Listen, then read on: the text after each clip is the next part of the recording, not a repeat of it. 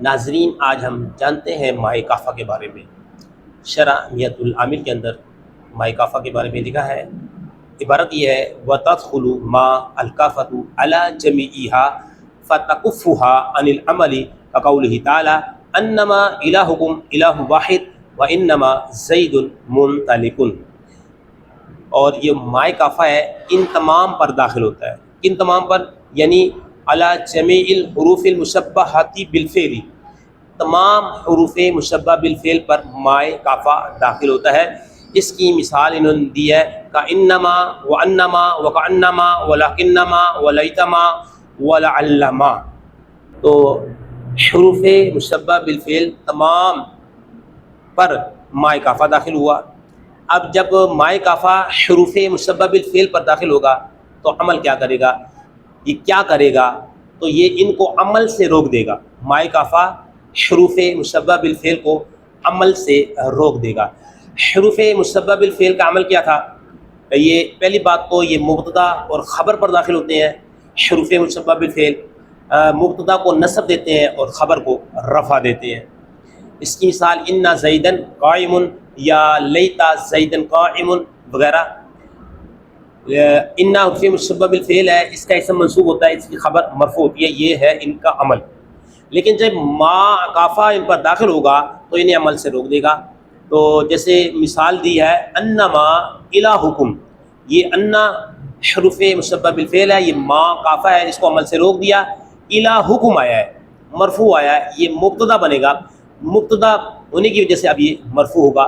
اسی طرح انما زید منطلق، ان حروف مشبہ بالفعل ہے، ما اس پر جو داخل ہوا یہ کافہ ہے، آگے زید منطلق ہے۔ حالانکہ جب جو حروف مشبہ بالفعل ہے ان کا عمل کیا ہوتا ہے کہ یہ مبتدا کو نصب دیتے ہیں، خبر کو رفع دیتے ہیں، لیکن جب مائع کافہ ان پر داخل ہوتا ہے تو انہیں عمل سے روک دیتا ہے۔ قرآنی مثال دی ہے انما الہکم الہ واحد وانما زید منطلق، یہ قرآن کریم کی مثال نہیں ہے، یہ الگ سے مثال دی ہے انما زید منطلق۔ اچھا، یہ جو ہے نا حروف مشبہ بالفعل 6 ہے نا، یہ جملہ اسمیہ پر داخل ہوتے ہیں، لیکن جب مائع کافہ ان پر داخل ہوتا ہے تو اب یہ فعل پر بھی داخل ہو سکتے ہیں۔ اس کی مثال قرآن کریم سے ہے قل انما یوحی الی انما الہکم الہ واحد۔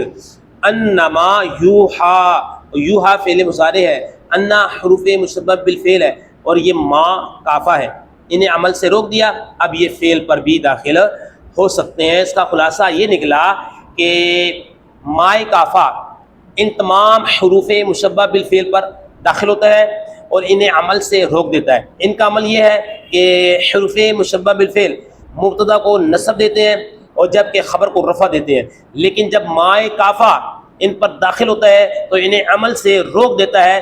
اس کی مثال قرآن کریم سے دی انما الہکم الہ واحد، اور ایک اور مثال انما زید منطلق۔ اور یہ بھی پتہ لگا کہ حروف مشبہ بالفعل جملہ اسمیہ پر داخل ہوتے ہیں، لیکن جب مائع کافہ ان پر داخل ہوتا ہے تو اب یہ جملہ اسمیہ پر بھی آ جاتے ہیں اور جملہ فعلیہ پر بھی آ جاتے ہیں، انما یوحی الیہ۔ تو یہ اس کا خلاصہ تھا۔ اگر ویڈیو اچھی لگی ہے لائک کریں، کمنٹ دیں اور شیئر کریں۔